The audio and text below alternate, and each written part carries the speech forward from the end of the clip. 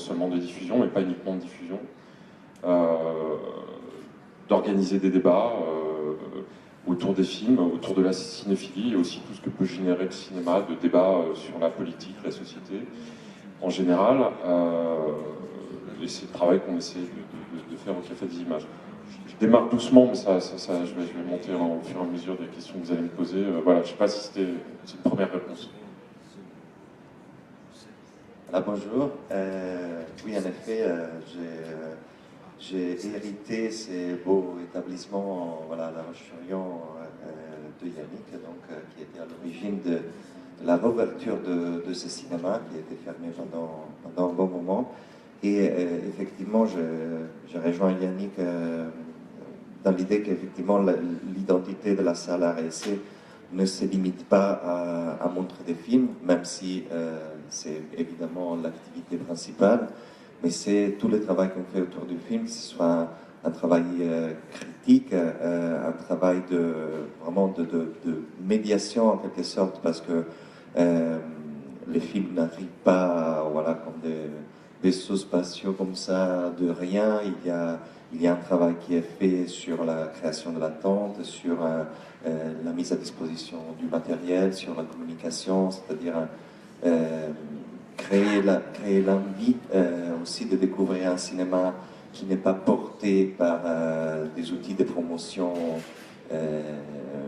multimillionnaires. Donc c'est à la fois travailler autour de films pour mettre en avant justement des films un peu souvent plus faibles du point de vue commercial, en termes de potentiel commercial, mais souvent plus fort en termes de contenu artistique, et tout ce qui est évidemment autour, parole autour, que ce soit l'invitation de membres de l'équipe, des réalisateurs, des gens qui ont travaillé sur les films, pour qu'ils puissent rencontrer le public. Je le dis, enfin, voilà, souvent en fait c'est les festivals comme les cinémas, c'est un lieu effectivement où on découvre des films, mais où on partage aussi des expériences. Aussi, on disait Yannick, un lieu de rencontre.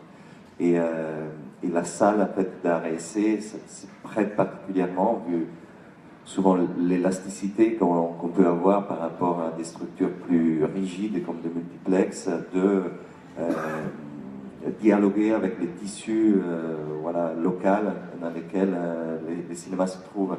Et je pense que contrairement au multiplex où il y a un modèle qui en fait arrive et est un peu le même dans chaque ville, dans les salles à essai, notamment celles qui ont une certaine autonomie, comme la nôtre, même avec des contraintes évidemment de faire des entrées, mais ça nous permet de dialoguer avec une multitude de réalités, d'associations, voilà, d'autres établissements culturels qui sont présents dans la ville. Bref, on est beaucoup plus malléable, enfin, on est beaucoup plus réactif en fait à ce qui se passe autour. Peut-être pour cerner un petit peu mieux votre programmation, je voulais qu'on puisse aller sur vos sites internet respectifs. Zober, si tu peux mettre le site du Café des Images, comme ça Yannick pourra nous commenter un peu ce qui est présenté.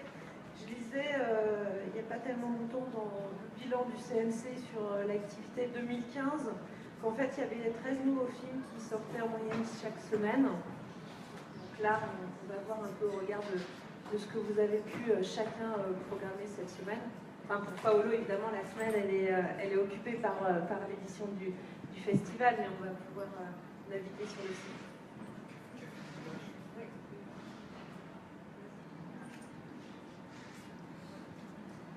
Oui, il y a 13 nouveaux films par semaine et parfois beaucoup plus. Hein. Il y a des semaines où on voit sortir 20 films. Voilà. Alors on se gargarise beaucoup avec ça et c'est vrai que la France a une place assez singulière à l'échelle internationale sur le cinéma. C'est en France qu'on a sans doute, évidemment, c'est pas sans doute, mais bien sûr la plus grande diversité des films de toutes les nationalités. Et en même temps, quand on regarde parfois ces semaines un peu boursouflées où il y a 20 films qui sortent, moi ce qui me frappe toujours, c'est que finalement, contrairement à ce qu'on dit, paradoxalement, en termes de diversité, je ne vois pas un spectre très large. C'est-à-dire qu'en fait, dans ces 13 films en moyenne qui sortent par semaine, il y a quand même beaucoup de films qui sont un peu les mêmes, qui sont un peu fabriqués sur le même registre. Et, formellement, vous voulez dire? ouais, formellement, ouais, c'est-à-dire avec une même base d'un scénario un peu semblable, voilà, dans une répétition. Et que finalement, les films de la diversité représentent une marge assez faible de ces 13 films qui sortent.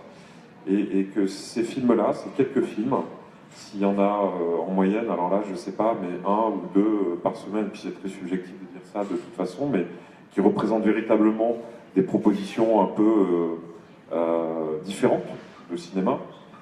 Ces films-là, eux, sont les films qui ont le plus de difficultés à être diffusés après en France en général. Donc on revient sur la question de l'importance de la salle de cinéma à essai. Un cinéma comme le Concorde à La Roche-sur-Yon et à l'échelle d'un territoire comme la Vendée, par exemple. C'est un département sur lequel, alors moi je suis parti il y a quelques temps et peut-être que ça a bougé, mais je crois pas, où par exemple il est absolument impossible en Vendée quasiment de voir un film en version originale, avant même de parler de la question de la diversité. Et il était, avant que le Concorde ouvre à La Roche-sur-Yon, absolument impossible de voir tout un pan du cinéma qui n'était absolument pas diffusé sur ce territoire. Voilà. Donc ça voulait dire quoi? Ça voulait dire que précisément les gens, les Vendéens et les Lyonnais avaient le seul choix pour voir ces films-là ou voir un film en version originale, de prendre le train, de prendre leur voiture et d'aller à Nantes ou d'aller à Paris. Ce qui est vrai ici en Vendée est vrai dans beaucoup d'autres endroits. Voilà. Il y a une nécessité à maintenir sur un territoire un maillage avec des salles de cinéma assez, puisque si ce n'est pas le cas, alors disparaît de ce territoire-là tout un pan du cinéma qui représente une vraie alternative par rapport à ces films dont, mais on pourrait prendre des titres et regarder un peu les choses dans le détail, dont on peut dire quand même que la diversité est assez peu représentée dans un certain nombre de multiplex, par exemple. Voilà. Et il ne s'agit pas de diaboliser quoi que ce soit, mais simplement de dire qu'il y a un équilibre à tenir entre une forme de distribution et une forme d'exploitation et une autre. C'est-à-dire qu'on ne fait pas du tout les mêmes métiers. Mais alors, donc on est sur le site du Café des Images. Ouais. L'onglet qui est là, le Café en revue, c'est... Ça, c'est vraiment une spécificité que vous avez lancée, Yannick, de faire, oui. Faire aussi d'Addis. Enfin, en fait, voilà, on a lancé ce site il y a un an à peu près, je dis on parce qu'on est plusieurs à travailler dessus, et notamment je travaille beaucoup avec quelqu'un qui était aussi sur le festival de la Roche-sur-Yon avant, Emmanuel Burdeau. C'est une première version, il y en a une deuxième qui arrivera, pour l'instant on n'a pas encore bouclé le plan de financement, mais on souhaite avoir une version beaucoup plus multimédia, beaucoup plus dynamique que celle qui existe aujourd'hui. Mais disons, bref, ce qu'on a fait, c'est qu'on a créé une revue qui s'articule autour du travail de la salle de cinéma, autour du travail du Café des Images, de la salle de cinéma en général, parce que ce n'est pas que le Café des Images, on s'intéresse aussi à ce qui se passe précisément sur le territoire normand. On présente d'autres salles de cinéma, d'autres activités, d'autres festivals, et puis même un peu plus largement parfois au niveau national. La question de la diffusion dont on parlait tout à l'heure, pour une salle de cinéma à essai, elle s'articule entre, comme tout le monde, une nécessité économique et ensuite une ligne éditoriale. La nécessité économique, ça va être de présenter les films qu'on appelle, et je ne vais pas rentrer dans ce détail-là parce que c'est assez pénible, des films à essai porteurs qui permettent à une salle comme la nôtre d'avoir une certaine économie. Et après, il y a la ligne éditoriale. C'est quand même ces films qui nécessitent, qui nous permettent d'avoir une économie qui sont les plus visibles dans une salle de cinéma comme la nôtre.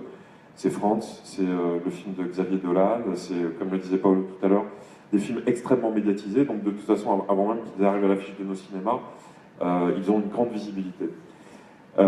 Pour rendre visibles les autres films, on a créé cette revue sur laquelle on essaie de faire un travail avec les partenaires du territoire et de créer tout un contenu éditorial avec le public également, puisqu'on retranscrit souvent aussi les rencontres qui sont faites au Café des Images, c'est-à-dire qu'on co-construit avec le public du Café des Images du contenu éditorial, et que on essaie de valoriser dans le cadre du travail qu'on a à faire pour accompagner les films.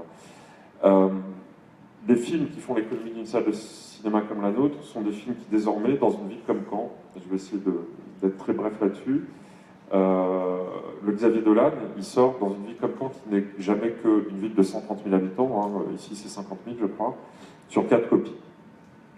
Hier, c'était une, voire 2 copies. Aujourd'hui, c'est 4 copies. Une au Café des Images, une dans l'autre cinéma RSC Le Luxe, une à l'UGC, une au Pâté. Franz est sorti également sur 4 copies.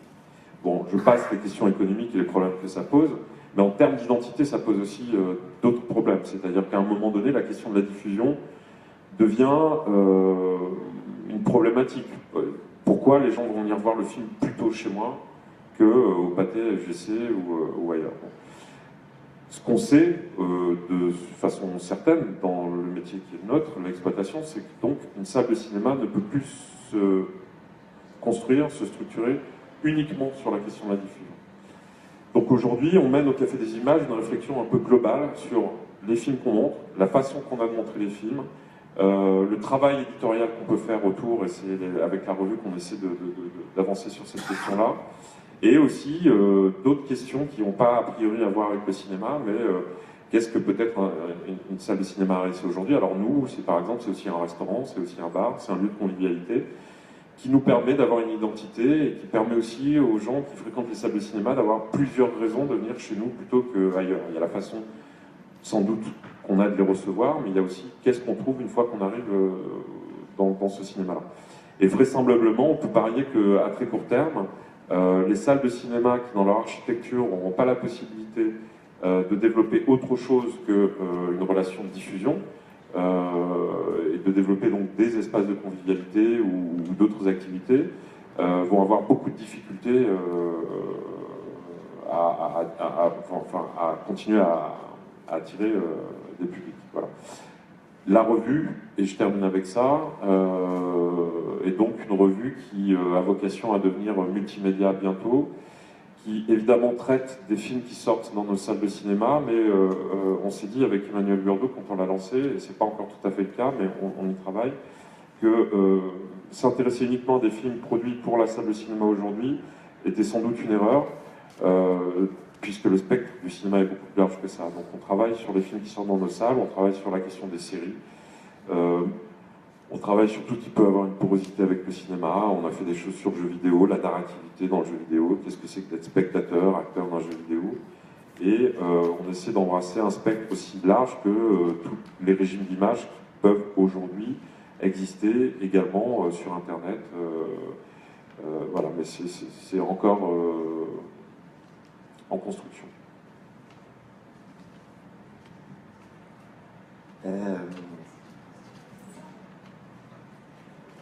Oui, voilà, il ne va pas être si riche et complexe et diversifié que celui du Café des Images.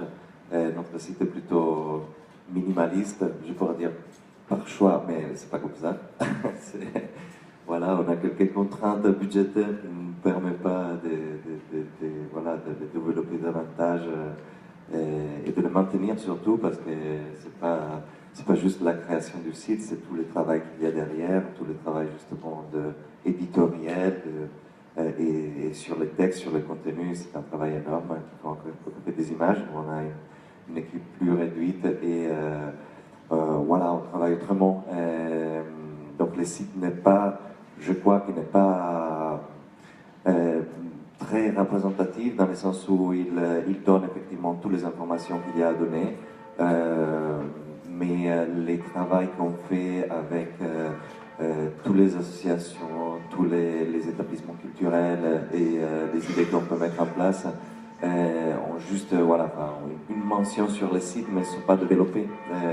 L'idée, c'était pour moi de parler du site en lui-même que du contenu éditorial, donc de pouvoir passer le contenu éditorial, la programmation. La programmation, effectivement, comme disait Yannick, il y a des enjeux fondamentaux qui relèvent de l'économie de la salle. Donc, il y a toujours la première préoccupation, c'est évidemment de s'assurer des films voilà, qu'on appelle porteurs, RSC. Disons qu'on travaille dans une situation peut-être un peu plus facile et claire que celle où Yannick travaille parce qu'on est la seule salle à RSC de ce centre urbain. Donc on est plus petit, on a voilà, sur certains films, je dirais, moins de concurrence, moins de compétition. Par contre, voilà, on doit avoir affaire avec un bassin de public potentiel voilà, qui est plus faible. Et donc c'est une autre façon voilà, d'imaginer ou d'envisager la programmation. Je dirais que l'un de nos atouts en fait, qu'on a développé sur ces dernières années, ce sont des collaborations régulières et très étroites avec d'autres établissements culturels de la ville. C'est l'un des autres avantages en fait, de travailler dans une ville de cette taille, c'est que on est très proche, on se connaît très bien, et entre responsables d'établissements culturels, que ce soit la scène de musique actuelle ou la scène nationale, on a une proximité plutôt naturelle et une synergie comme ça qui s'est faite plutôt naturellement. Et donc, on travaille beaucoup sur les croisements de public. Et par exemple, voilà, on a une série régulière voilà, de projections une fois par mois et parfois plus, en collaboration avec la scène de musique actuelle de La Roche-sur-Yon, Les Fusions, dans laquelle on propose des films qui ont voilà, un lien avec la musique très fort. On invite ou pas certains musiciens ou certains critiques de musique à travailler voilà, sur les films, à proposer des films qui n'existent pas en salle. On a été jusque-là. Je pense qu'on a été peut-être l'une des premières, sinon la seule salle à avoir une collaboration avec Netflix, qui est vue par l'ensemble, je pense, du réseau de salles d'art et essai comme l'un des ennemis les plus dangereux qui arrivent sur la salle de cinéma. Et on a projeté voilà, un très beau film, un très beau portrait de Nina Simone, What Happened Miss Simone.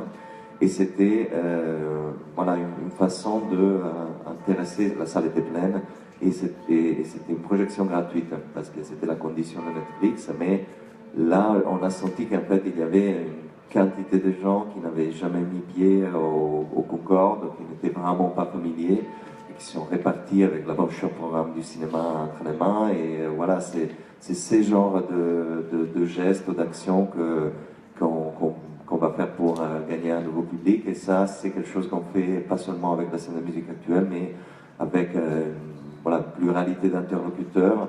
On essaye surtout voilà, je pense que tout le monde le sait, en fait, c'est l'habitude quand même est amie de la salle du cinéma. C'est donc on essaie de régulariser les rendez-vous, de créer une attente, de créer voilà, une base, de ne pas faire de choses juste éphémères ou un coup comme ça. C'est structurer toute l'année cinématographique, de la rentrée jusqu'aux vacances d'été, sur des rendez-vous réguliers, une fois par mois normalement, avec des interlocuteurs qui justement met en circulation le public, qui effectivement vient au rendez-vous qu'on organise autour du sujet qui les passionne le plus, mais crée une familiarité avec la salle, une familiarité avec l'ambiance qui est très différente par rapport à celle d'un multiplex. Voilà, les travaux qu'on fait sur notre outil de communication principal qui est la brochure programme, donc en réécrivant tous les textes, tous les synopsis, etc., pour essayer de justement donner un peu l'envie à un public qui n'est pas forcément un cinéphile acharné. C'est voilà, c'est notre façon de travailler dans les contextes spécifiques qui nous est propre, celui de La Roche-sur-Yon, une ville de moyenne taille. Voilà, c'est la façon voilà, qu'on a trouvé de travailler, de se relationner avec les tissus locaux. Il faut dire que ça a apporté des résultats. Il y a voilà, un vrai intérêt autour de la salle. On a augmenté le public et il y a un renouvellement même générationnel. On voit voilà, sur les dernières années, voilà, grâce justement à ces genres de collaboration qui touchent généralement une tranche d'âge par 40, un joli renouvellement du public, ou en tout cas un équilibre en termes de tranche d'âge. Donc on sait que selon les statistiques des fréquentateurs de cinéma d'art et essai sont tendanciellement voilà, un peu âgés. Il y a d'autres façons de s'emparer du cinéma maintenant pour les générations qui ont 20 ans, et c'est justement peut-être en leur proposant quelque chose qui est différent par rapport on va au cinéma, on va voir un film, on en sort. Voilà, c'est voilà, à l'aspect mécanique de les troubler avec des propositions qui justement nos concurrents, donc surtout sur cette génération-là, ne sont pas en mesure de mettre en place.